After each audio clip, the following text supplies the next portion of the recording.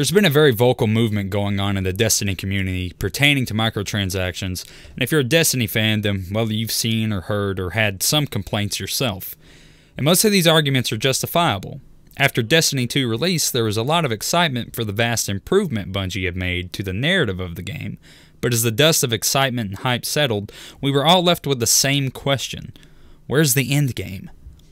While Destiny 2 definitely had more thought poured into its vanilla campaign, it left some pretty glaring issues behind. The in-game activities were heavily lacking in replay value and unique loot enough to garner enjoyable replayability.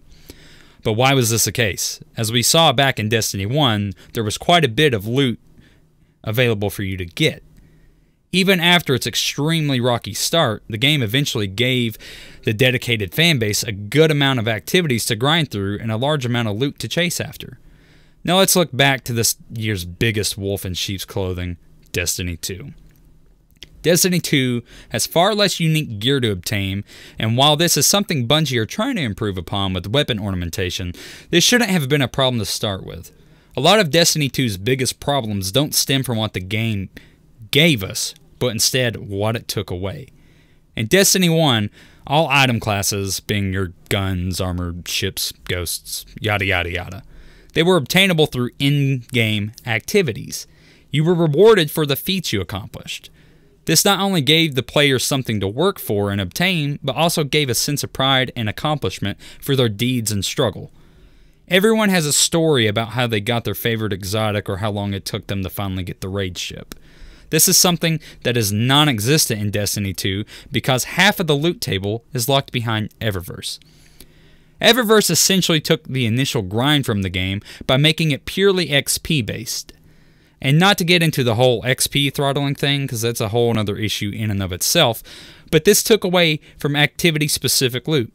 Instead of tying certain ghosts or ships to a strike or the raid, they made it so all of this could be obtained by grinding the same monotonous public events or by forking out the almighty dollar. Bungie Vision did so that they could strong-arm players into paying for content that should have been available for them to meaningfully grind for. No one wants their Destiny experience to be purely public events or strikes that have nothing to make them interesting upon replaying, which is another thing Destiny 2 took away. After 3 years of direct feedback, Bungie knew what they needed to make a sustainable game for players of all types. But instead they decided to use the loyal fan base that stuck with them as a step for greed. Bungie were faced with the question of continuing Destiny or starting fresh with a sequel. And if they just further built upon the framework they had already had, a lot of the complaints that face the game now wouldn't be there. Instead, they saw a way to pull more money from the consumer by catering to a more casual audience and creating a slot machine simulator. Destiny 2 is nothing more than a means to take away gameplay in exchange for a direct buyout of loot, which isn't a smart idea when that's one of the core features of your game. It seems Bungie either doesn't care enough to change now, or they just don't know how. At this point, there's a lot of outcry for Bungie to remove Eververse, and Bungie's response has been very dodgy. And I'm not so cold-hearted that I'm saying they shouldn't have a holiday break to fix this, but the same old argument of we're discussing and we'll tell you later is tiresome. It's been said many times that Bungie needs to be more transparent, and this is definitely one of those times. Those players that are brave enough to still stick with you need you to tell them what's going on. Not giving any little bit of insight is doing nothing but harm to your already decaying reputation. And I'm not saying this out of hatred for Bungie or Destiny. I love this game, I love Destiny, and I want it to succeed, which is why when it's in a state this bad, we the players need to be very vocal on what it is that they aren't doing correctly, which sadly is a whole lot.